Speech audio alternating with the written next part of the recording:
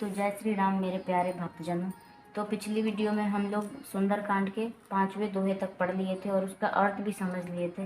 तो आज हम फिर से सुंदरकांड के 6ठे दोहे से इस वीडियो को प्रारंभ करते हैं। और अगर आप मेरे चैनल पे नए हों तो मेरे चैनल को ज़रूर से ज़रूर सब्सक्राइब करें और मेरे वीडियो को लाइक करें, और मैं ऐसे ही आपके लिए धार्मिक वीडियो बनाती रहूँगी। जय श्री राम। तो आइए देखते हैं सुंदरकांड का 6ठा दोहा।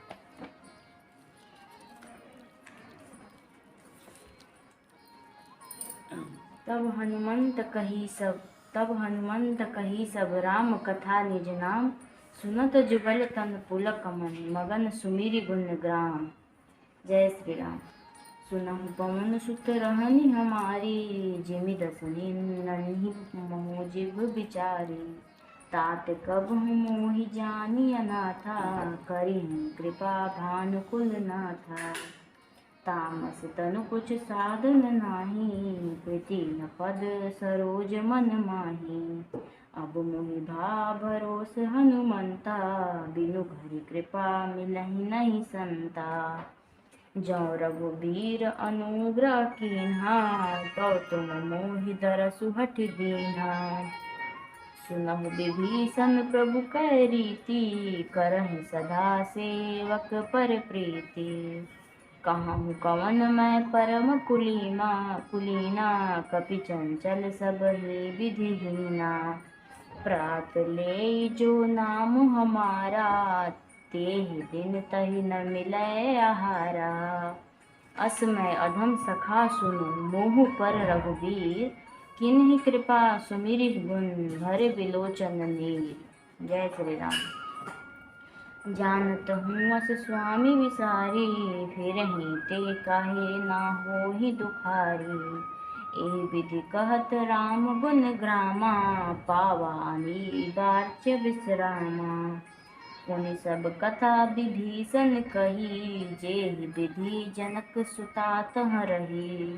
तब हनुमंत कहा सुनु भ्राता, देखि चहु जानकी माता। जुगति विभीषण सकल सुनाई, चले पवन सुत विदा कराई। करि सोई रूप गयउ पुनि तहवा, बन अशोक सीता रह जहवा। देखि मन ही महु कीन प्रणामा, बैठहि बीति जात दिसि जामा। कृष तनु शीस जटाइक बेनी, जपति हृदय रघुपति गुण श्रेणी। निज पद नयन दिए मन राम पद कमल लीन, परम दुखी भा पवन सुत देखि जानकी दिन। जय श्री राम। तरु पल्लव महु रहा लुकाई, करई विचार करौ का भाई।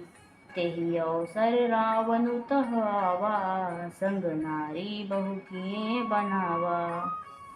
बहु विधि खल सीतहि समुझावा, समदान भय भेद दिखावा।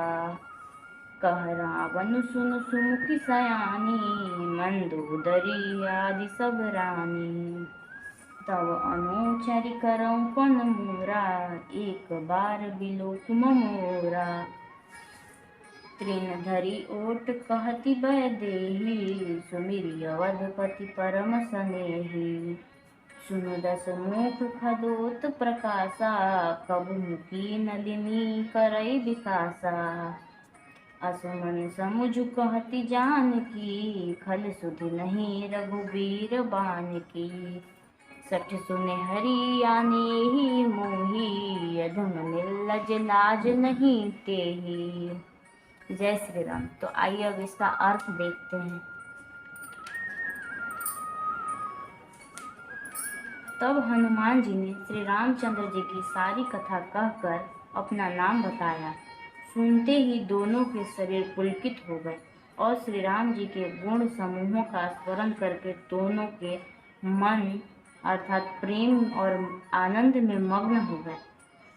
विभीषण जी ने कहा, हे पवन पुत्र, मेरी रहनी सुनो। मैं यहाँ वैसे ही रहता हूँ जैसे दांतों के बीच में बेचारी जीभ है। हे तात, मुझे अनाथ जानकर सूर्यकुल के नाथ श्री रामचंद्र जी क्या कभी मुझ पर कृपा करेंगे? मेरा तामसी अर्थात राक्षस शरीर होने से साधन तो कुछ बनता नहीं, और न मन में श्री रामचंद्र जी के चरण कमलों में प्रेम ही है।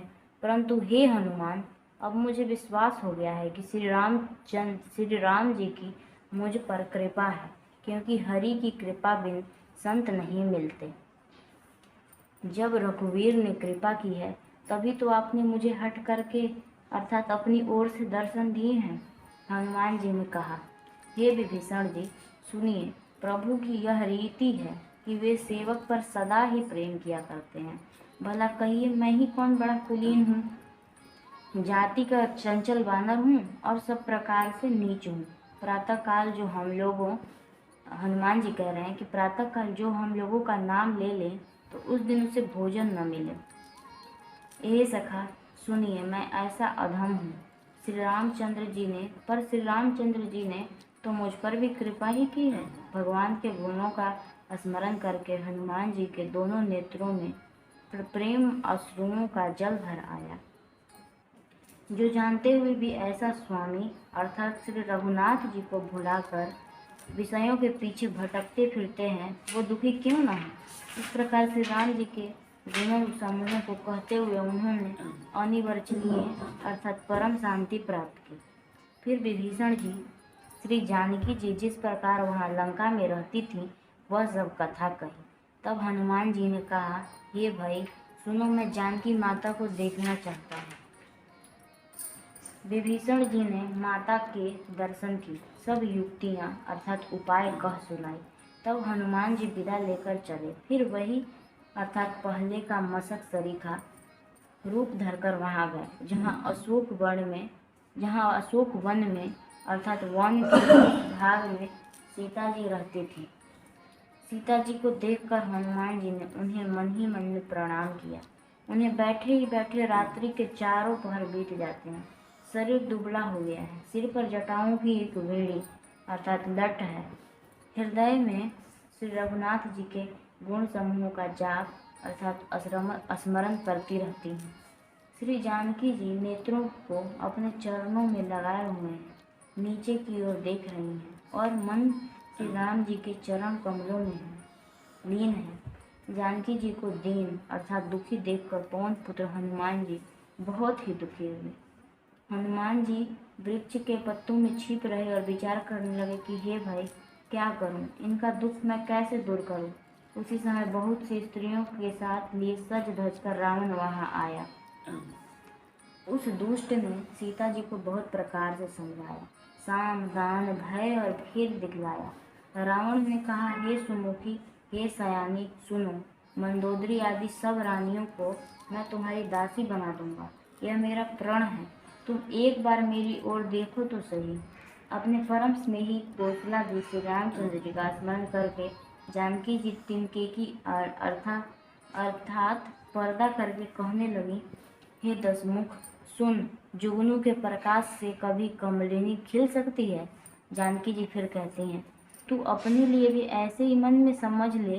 अरे दुष्ट, तुझे रघुवीर के बाण की खबर नहीं है।